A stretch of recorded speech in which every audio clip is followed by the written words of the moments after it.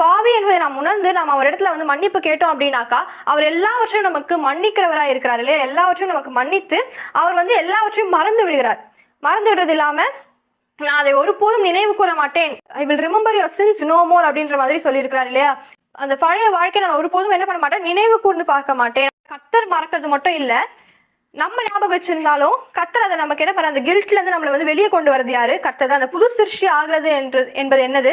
ஒரு புதிய வஸ்திரத்தை தரித்து கொண்டு ரொம்ப நல்ல மாதிரி வெளியே வந்து நம்ம பேசிக்கிறதுனால இல்ல நம்ம உடனே ஞானஸ்தானம் எடுத்து அடுத்த நொடியே நம்மளுடைய வாழ்க்கை மாற்றப்பட்டு நம்ம பணக்கார ஆவது, அது கிடையாது புது சிருஷ்டி. புது சிருஷ்டி என்பது நம்ம பாவிகள் என்பதை நாம் உணர்ந்து கர்த்தரிடத்தில் அறிக்கையிடும் பொழுது அந்த குற்ற உணர்ச்சியிலிருந்தோ இல்ல அந்த பாவ வாழ்க்கையில இருந்தோ கர்த்தர் நம்மளை மீட்டு எடுக்கிறாரு பாத்தீங்களா? அதுதான் நம்ம புது சிருஷ்டி ஆகிறோம் என்பதை குறிக்கிறது. அப்ப கர்த்தர் நம்ம அந்த குற்ற உணர்ச்சியில இருந்து தான் நம்ம என்ன பண்றாரு, நம்மளை விடுவித்து நம்மளை ஒரு புது சிருஷ்டி ஆக்குறாரு. ஆனாலும் நம்மளுக்கு எப்பயாவது தோணும் நம்ம இந்த மாதிரி பண்ணிட்டோமே அப்படின்னும் பொழுது யாராவது நம்மளை பார்த்து ஏதாவது கேட்டுருவாங்க.